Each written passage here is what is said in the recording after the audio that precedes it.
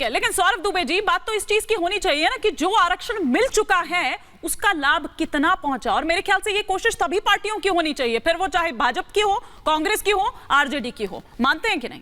बिल्कुल बिल्कुल मानते हैं। इसीलिए आप जो कह रही हैं, देखिए सच्चर कमेटी की रिपोर्ट कब आई थी? जब कांग्रेस का शासन था तभी तो आई थी सच्चर कमेटी की रिपोर्ट। बनाई भी गई थी तभी और रिपोर्ट आई भी तभी थी। और रिपोर्ट में क्या लिखा था कि भारत का जो मुसलमान है वो गरीब है, वो पिछड़ा है, वो पंचर बनाने वाला है। ये सच्चर कमेटी कह रही थी ना, और वो कांग्रेस का ही तो शासन था, वो भारतीय जनता पार्टी का शासन तो नहीं था। पहली बात। दूसरी बात ये देखिए, जो अब संविधान विरोधी जो चेहरे हैं ना वो खुल करके सामने आ रहे हैं। दूसरों पर जो आरोप लगाते हैं संविधान का जो है ना सम्मान नहीं करने का, वो खुल करके संविधान के विरोध में जो है बात कर रहे हैं। मुसलमानों को अपने वोट बैंक के चक्कर में आप हिंदुओं के जो ओबीसी समाज है, एससी समाज है, पिछड़े शोषित वंचित है, उनका आरक्षण छीन करके आप कह रहे हैं मुसलमानों को दे दिया जाएगा, जो कि ऑलरेडी आपको मिल रहा है। धार्मिक आधार पर भारत हिंदुस्तान के अंदर कोई भी आरक्षण की व्यवस्था नहीं है। इस बात को सभी लोग जानते हैं। पोलराइज करने की कोशिश कर रहे हैं क्या सारिका जी? क्योंकि वो उनका वोट बैंक है, सारिका जी, आरजेडी का वोट बैंक है। आरजेडी को सिर्फ और सिर्फ राजनीति के अंदर जो है वोट बैंक। सारिका जी, और वो भी तब जब तीसरे चरण के लिए, सुनिए ना, तीसरे चरण के लिए मतदान। सारिका जी सवाल तो पूरा सुन लीजिए। तीसरे चरण के लिए जब मतदान हो रहा है, और यही आपकी धुरी भी रही है, आपकी राजनीति इसी MY फैक्टर के इर्द गिर्द ही चली है। वो कुंद हो गई थी बीच में, आज उसे एक धार देने की कोशिश कर रहे थे लालू जी। देखिए हिमानी जी, चरण चाहे तीसरा हो, चाहे पांचवा हो या पहला हो, हमें उससे फर्क नहीं पड़ता है। हमने हमेशा से ही, हमारी पार्टी ने सामाजिक न्याय की लड़ाई तो राष्ट्रीय अध्यक्ष लालू प्रसाद यादव जी ने लड़ी है, किसी से छुपा नहीं है। और हमारे नेता तेजस्वी यादव जी ने जिस तरीके से जाति आधारित गणना बिहार में करवाई और आरक्षण का दायरा बढ़ाया, ये तो आप देखिए पूरे देश में ये एक एग्जाम्पल उन्होंने सेट किया। और आज जिन लोगों के पेट में मरोड़ उठ रहा है, मुझे आश्चर्य होता है। साजिया जी बहुत बड़ी बड़ी बातें कर रही थी, प्रवचन दे रही थी, लेकिन देखिए ये वही। अरे भाई दुबे जी शांत हो जाइए, दुबे जी शांत हो जाइए, बीच में इंटरप्ट मत कीजिए। पसंद नहीं आती है मुझे। आपके समय में मैं नहीं बोल रही थी, तो मेरे समय में आप मत बोलिए please. Please don't interrupt between, please please. मैं बिल्कुल नहीं चाहूंगी कि आप इंटरप्ट कीजिए। आपको अकेले बोलने का शौक है, आप अकेले बोलिएगा, यहाँ तो मेरे समय में बिल्कुल मत बोलिए। और देखिए अभी जिस तरीके से भारतीय जनता पार्टी की प्रवक्ता कह रही थी कि आर्थिक आधार पे, अरे भाई संविधान में पढ़ लीजिए मैडम, कहीं आर्थिक आधार आरक्षण का है ही नहीं। और आप जिस एनडीए की इतनी आप हिमायती बनी हुई है, ये वही लोग हैं जिन्होंने 2000 में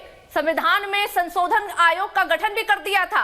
तो आप लोग कब से पिछड़े के हिमायती हो गए भाई, हिमायती हो गए? कब से आप दलितों के हिमायती हो गए? कब से आप मुस्लिमों के हिमायती हो गए? भारतीय जनता पार्टी को तो हमेशा से ही मुसलमानों से नफरत रहा हो, चाहे वो मुसलमान अब्दुल हो, रहमान हो, या आप आपका नाम लेना चाहते हो साजिया जी, लेकिन कहीं ना कहीं साजिया जी आपसे भी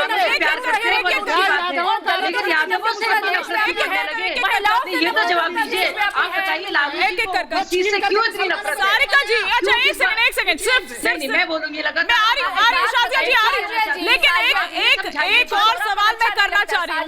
सारिका जी अच्छा नहीं, आप देखिए किस तरह की भाषा का इस्तेमाल कर रहे हैं आप। सारिका जी प्लीज, ये छिछोरापन क्या होता है? नहीं प्लीज देखिए इस तरह से जब मैं बोल रही हूँ नहीं तो आप ही बोल रही हैं, मैं आप ही से सवाल कर रही हूँ। सारिका तो आप ही का नाम है ना, सारिका पासवान बैठे हुए हैं, सारिका पासवान अपनी बात बोल रहे हैं। नहीं आप एक सेकंड, तो मेरा सवाल लीजिएगा कि नहीं लीजिएगा? सारिका जी मेरा सवाल लीजिएगा कि नहीं लीजिएगा?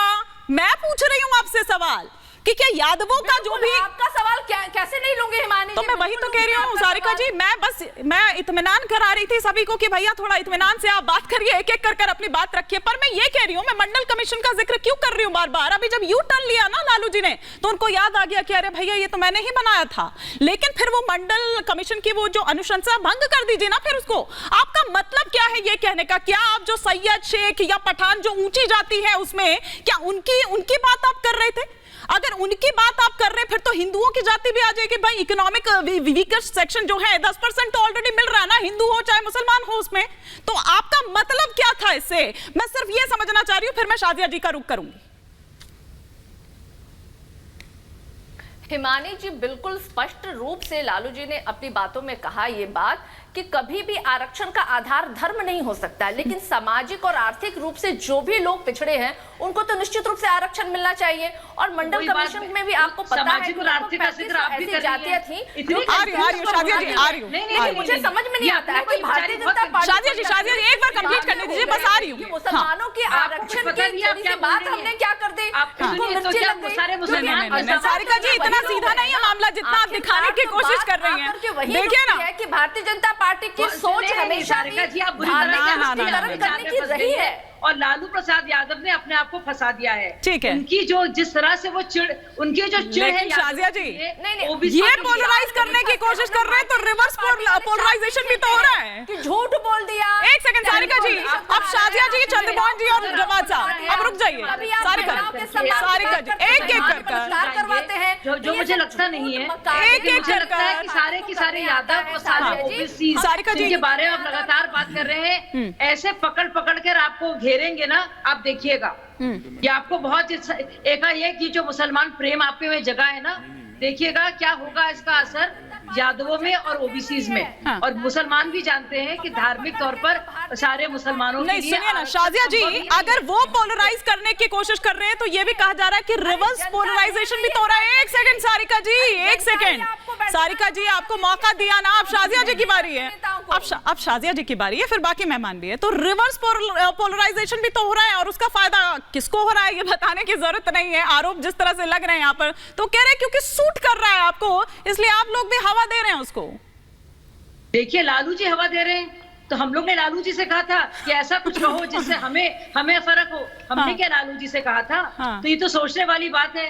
लालू जी क्योंकि इतने हताश और परेशान हैं, तो बेचारे वाई फैक्टर को हटाकर अब एम को हावी कर रहे हैं, यानी कि मुस्लिम जो फैक्टर है।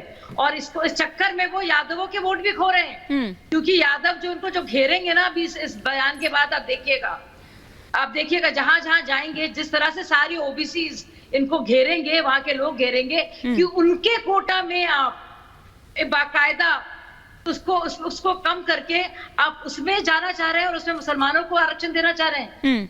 उसको खोद के आप मुसलमानों को दे रहे हैं, और मुसलमानों को भी किस आधार पर दे रहे हैं मालूम नहीं, क्योंकि मुसलमानों के लिए कास्ट सिस्टम है ही नहीं इस्लाम में। तो ये कुछ और ही किस्म का चल रहा है यहाँ पे हिसाब किताब, और सिर्फ और सिर्फ। लेकिन वो कह रहे हैं शादिया जी कि उनके हितों की बात करना गलत थोड़ी है। हितों की बात तो सब जानते हैं कि जहां तक मुसलमान हैं, तो चाहे वो आवास योजना हो, जहां वो 28 से 30% लाभार्थी हैं। अगर दरअसल पहली बार अगर मुसलमानों को एक आम नागरिक और उनकी गरीबी को लेकर किसी ने कुछ किया है, तो वो मोदी जी ने किया है। बाकी इन सब पार्टियों ने हमेशा उन्हें जलील किया है और उन्हें उनका इस्तेमाल किया है, चाहे वो जल की बात हो या बिजली की बात हो या इज्जत घर की बात हो या घरों की बात हो।